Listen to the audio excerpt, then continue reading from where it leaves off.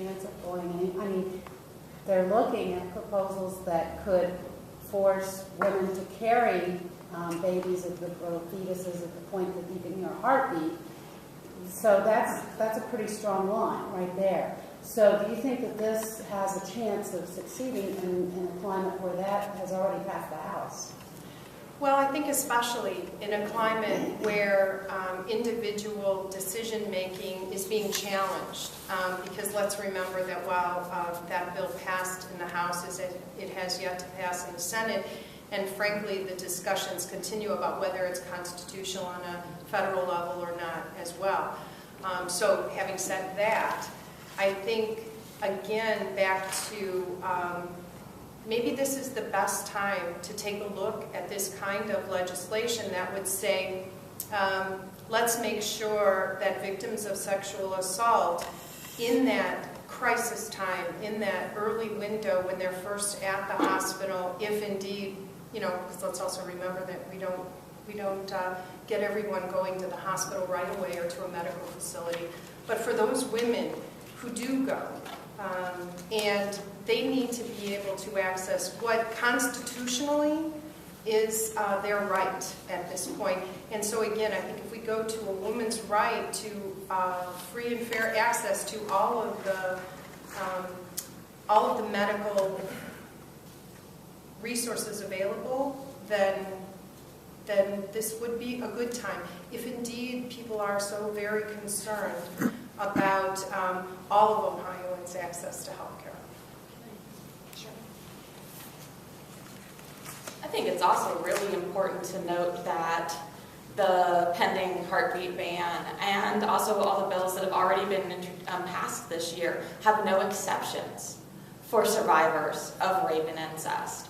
So I would say that this is even more critical today than ever before. Because if the Ohio legislature is saying that women shouldn't have access to abortion care following a sexual assault, shouldn't we do everything that we possibly can to prevent her from getting pregnant in the first place? As this has gone in the past, what's been the typical argument against this bill, and what is your response to that? Some of the concerns, some people confuse the emergency treatment with abortion.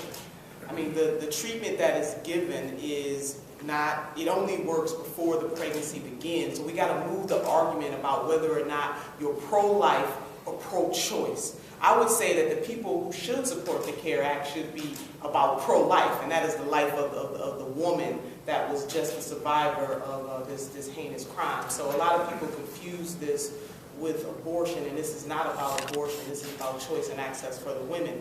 And so no contraception only works before the pregnancy begins. It has no effect if taken by the woman who is already pregnant. So again, this is about the woman. And Ohio has certainly shown, along with some other states in this nation, a propensity to be anti-woman as far as I am concerned.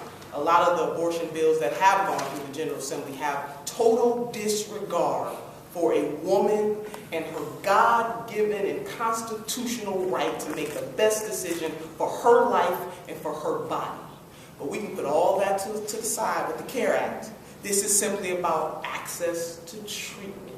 And so I'll lean to my other colleagues who are also the experts in the field about what other rationale, because if you hit the nail on the head, what is the rationale for not allowing the woman to get the full array of treatment once she comes to the hospital? What is the rationale for that? There is really no reasonable rationale other than being a dictator of a woman's body and her choice.